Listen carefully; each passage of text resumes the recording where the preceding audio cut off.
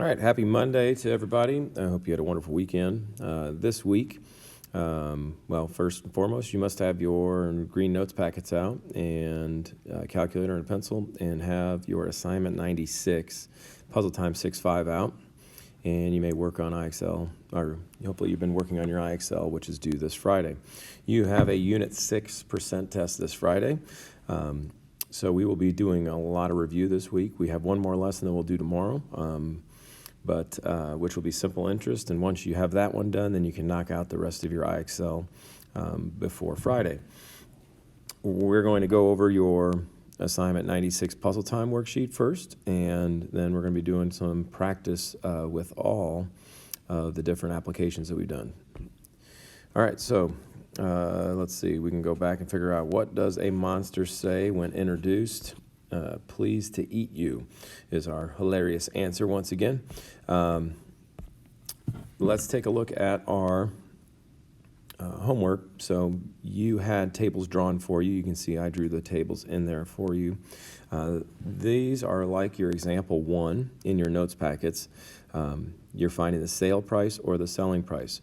Remember, and I kind of drew arrows on each one of these, a discount, you're going down, so you need to remember to subtract. So when you're looking at, if it's a 40% off sale like number 1, then it's actually you're paying 60% on that sale price. When it's a markup, you're going to add that, and so you're paying 100% of what they paid, plus if it's an 80% markup, plus 80%. So your selling price is actually 180% of what they paid for it. And that extra 80% is that profit that they need to make in order to stay in business. So if you need to pause and go over these questions, take a look at the work, make sure you understand it. The second row was finding the original price. These are the working backwards ones. These are the ones that were like your example 2 in your notes. And in particular, you had to use this row. You had to come up with that bottom percent in order to work backwards to the original. So on, for example, number 6, the discount was 65% off. So you needed to recognize, as we look closer at it, that you're paying 35% of the original price, which would be a sweet deal. And that way, when you use the percent, you're putting in 35% up here. You're not using the 65%. You use the 65% to figure out that you're only paying 35%. And then once again, then your selling price is going up here, your discounted price, sale price is up here, and you're working backwards to the original. Same thing with the markup. It was a 50% markup, but that means I'm paying 150%. So that's what you need to use in your proportion, because you have the selling price and you're working backwards to figure out that original. So I'm going to zoom back out real quick, and if you need to pause for a moment and go over these questions, look closer at them, you're welcome to do so. Example 3, or these last 5 questions were just like example 3 in your notes. This is really just finding the percent of change. And so you're finding the percent of discount or markup once again. And you're trying to find, in particular, this middle box. And so in order to do that, and the most common mistake that's made from most students is they tend to use the other number. And if you use the other number, you'd get 60%. Now, you can use that if you recognize it, and if you're using that table, it can be helpful, but you could subtract the percents and figure out that it's 40%. But most students will accidentally just write down that it's 60%. But that 60% is the percent that you're paying for the sale price, not the percent you're getting to take off. And so, once again, you have to find the amount of change, and that's what's going to go up here. If I'm trying to find the percent off, I need to know the amount I took off. If I'm trying to find the percent of markup, as I did on the next question, I want to know the amount of the markup. In order to figure that out, once again, we're subtracting. This is just a percent of change questions. Those of you that accidentally used $41.40, you end up with an answer of 180%, which is the percent that you're paying for the sale price, not the percent of markup. So that's the 100% plus the 80%. So you can work backwards from that answer and figure out the 80%, but most students, from my experience, don't recognize that, and then they just write down the incorrect answer. So make sure as you're finding that percent of discount or markup, you are finding the amount that it changed by, and then find the percent from that. And the original always goes in the bottom. So pause once again if you need to, and check these answers. Okay, your teacher's now going to pass out to you the Unit 6 percent applications, and what you will notice is this entire worksheet has a little of everything on it. So I put tables on every single one of these questions, but we're going to practice tax, tip, commission. That was one of the first things we learned in this unit, and then discount and markup, which is what we just learned this week. So you're going to be practicing in groups or in your seat partners, whatever your teacher decides, or at home on your own, and you're going to go through. Now, as you're doing these, I would strongly encourage you, once again, you can abbreviate things, but this is the original.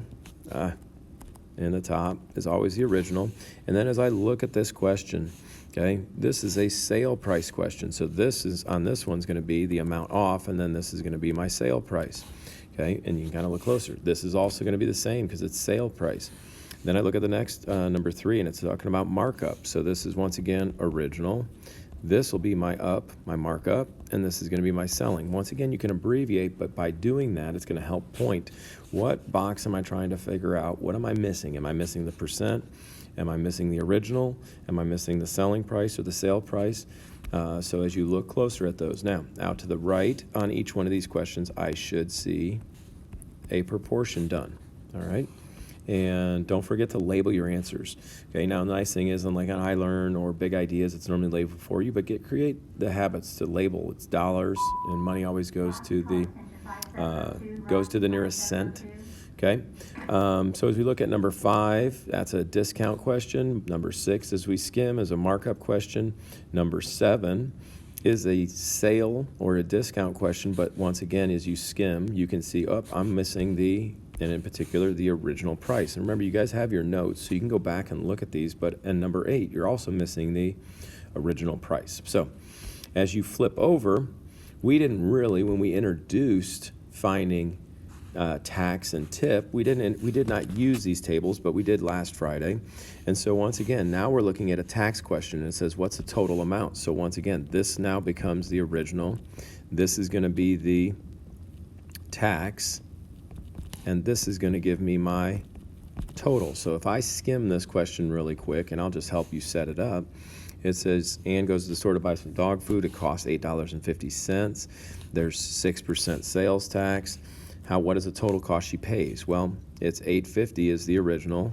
I'm putting that up here. The tax is 6%, and I'm trying to find the total amount. So I'm trying to find this box. So once again, you could use the 6% in your proportion, but then you're going to find this. And remember, tax is just a markup. That's what the government wants. So you'd be taking that answer that you get if you use the 6% and add it, and then you'll get to this answer. Or you can do the shortcut, and you can figure out what this is, which will take you directly here. And so you can add the percents and realize that the total is 106% of the original, and that'll take you directly to the selling price. So once again, the next question is another sales tax. Find the total. This one's a tip. Now, you have to be careful on this one. You want to leave a 20% tip. What should the tip be? It doesn't say what's the total with tip. So as you're thinking about where on this box should we be, what are we trying to find, that will hopefully help you. How much should you pay the driver, the pizza driver? So would that include the tip? Would that not include the tip? All of those items. And yes, everybody, you should tip a delivery person. The last questions, you'll notice this 2 rows, you have commission. And so notice, when we do commission, all right, you don't get to keep the sales because the company wouldn't make any money then. They'd actually lose money. So that's why we cross off the bottom row. And so you have your sales and then your commission rate. All right, and so you can kind of go back and notice these are also some working backwards questions. So it says, what was the total before adding the sales tax? So you're going to work today. It's going to be kind of a work day, letting you guys figure these things out, ask questions if you need. You may use your notes. Make sure you got a calculator handy. Make sure you're showing your work. And if you finish early, you have your iExcel that you can be working on. All right, have a wonderful day.